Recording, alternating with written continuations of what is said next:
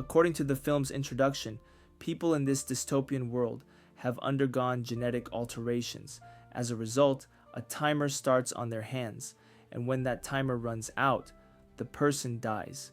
When someone reaches the age of 25, a 1-year countdown automatically appears on their arm. This indicates that they only have 1 year left to live. To survive, people must earn more time. Here, time is more valuable than money. Someone can donate their time to others, and people can also store their time in special capsules. At the beginning of the film, we meet a man named Will. He lives with his mother in Dayton City, which was a poor district where everyone struggled to survive. Dayton citizens rarely had more than 24 hours left on their timers. They had to earn their living daily, or they'd run out of time. It was Will's mother's birthday, so he wishes her a happy birthday. Here, we notice something strange. Will and his mother look the same age. That's because in this world, people stop aging at 25. They don't grow old, but they must work constantly to earn more time in order to stay alive.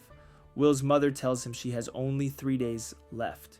She explains that she has just 3 days to pay the electricity bill and bank loan. After hearing this, Will promises his mother that he'll work at the factory to help pay the bills. But Will's mother stops him and says that she'll work overtime today instead. She explains that she needs to earn extra hours to pay off her debts. Before leaving, she tells Will to meet her at the bus station tomorrow so they can celebrate her birthday together. Will's mother also gives him 2 hours so he can finish his breakfast, and then she leaves. In the next scene, we see Will heading to work. On the way, he meets a young girl named Maya, who asks him for a little time. Will kindly gives her 5 minutes, transferring it into her capsule. Maya thanks him and leaves. Will continues to his factory job. After arriving, he notices that the prices of basic things have increased again. He'll now have to spend more of his time just to afford breakfast. As I said before, here, time is more valuable than money. Will's friend Burrell joins him at work, and the two complain about the rising costs of living.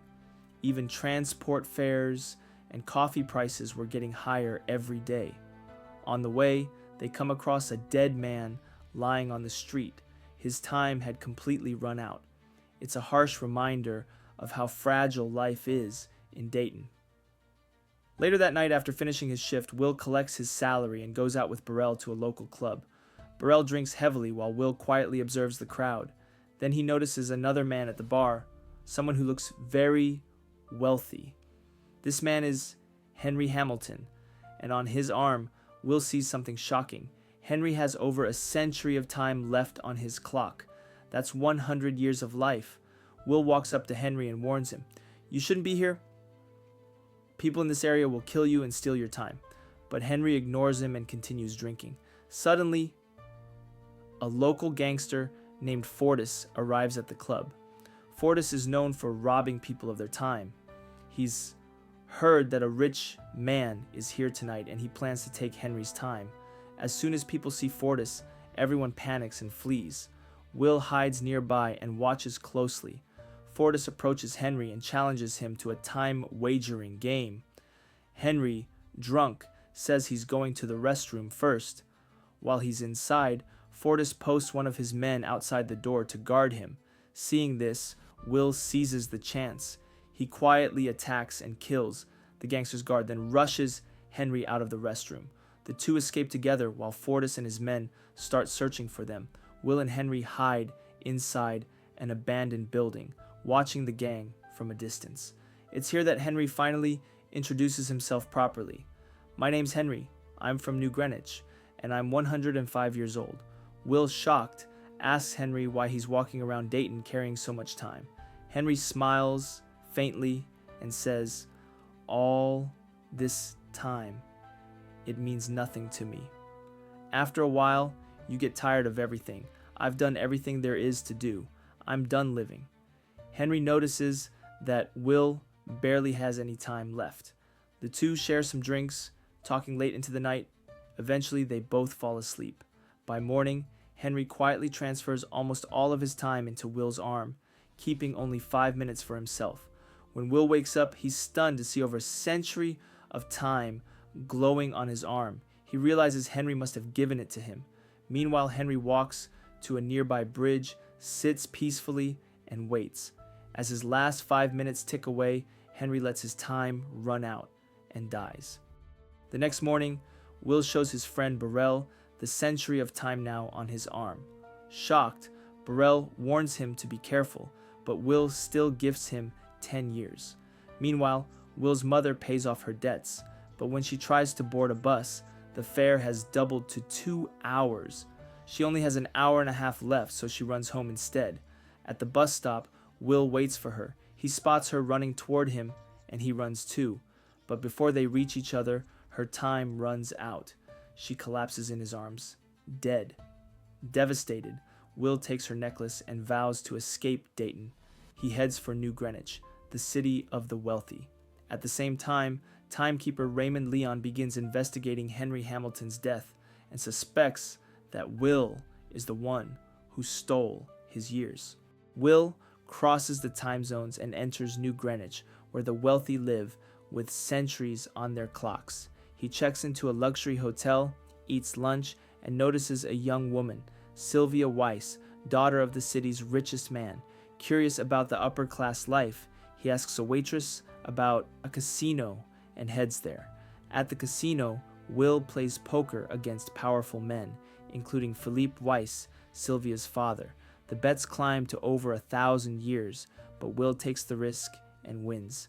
Impressed, Philippe introduces Sylvia to him, and she invites Will to a party at their mansion. Will buys a sleek car, attends the party, and dances with Sylvia. Her parents, however, disapprove of him. That same night, the timekeepers arrive. Raymond Leon confronts Will, demanding to know where he got so much time. Will explains about Henry Hamilton's gift, but Raymond doesn't believe him. He confiscates nearly all of Will's time, leaving him with only 2 hours. Panicked, Will fights back, grabs Sylvia as a hostage, and escapes the mansion under gunfire. Driving away, Sylvia accuses him of being a thief, but Will tells her the truth. In Dayton, people die every day because they run out of time, while her father lends out centuries at crushing interest rates. She begins to see the harsh reality of her father's empire. As Will and Sylvia drive, their car hits a spike strip and crashes. Both are knocked unconscious. When they wake, the gangster Fortis and his crew are there. They check Will's clock. He has only 2 minutes left, but Sylvia still has plenty. Fortis steals her time and prepares to leave. Just then, police sirens approach and the gang flees. Barely surviving, Sylvia panics at her near-death experience. Will takes her to his friend Borrell's house, but learns the 10 years he gave him only fueled Borrell's drinking. His widow explains he drank himself to death. Realizing how unfair the system is, Sylvia begins to understand Will's anger. Will pawns Sylvia's diamond earrings for 2 days of time, saving them both. He then takes Sylvia through Dayton, showing her how people struggle daily just to survive. Shocked, she admits she doesn't want to return to her privileged life. Meanwhile, her father, Philippe Weiss, grows desperate to bring her home. He increases loan interest rates to 37%, squeezing the poor even harder. The timekeepers continue their hunt, with Raymond Leon determined to catch Will and Sylvia before more chaos erupts. Will asks Sylvia to return to her family, but she refuses. Instead, she suggests they fight back together. They call her father, but when he arrives with the timekeepers, Sylvia pulls a gun and helps Will escape.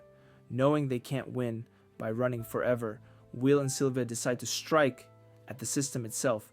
They rob one of Philippe Weiss's banks, stealing time capsules and distributing them to the poor. Crowds of Dayton citizens rush to claim the stolen time, finally free from constant struggle. Philippe, furious, labels his daughter a criminal. Meanwhile, Raymond Leon tracks the pair relentlessly, closing in on their every move. They become modern-day outlaws, sparking chaos across the system. Philippe Weiss warns them they can't change anything. The rich will always raise prices to keep the poor desperate. Still, Will and Sylvia push forward. They finally discover Weiss's greatest vault, a capsule holding 1 million years. Breaking in, they steal it and race toward Dayton to distribute the massive fortune. Raymond Leon intercepts them, chasing them across the city. In the struggle, Will realizes Leon only carries 1 day of time, standard for timekeepers. When Leon runs out, his clock hits 0 and he dies instantly.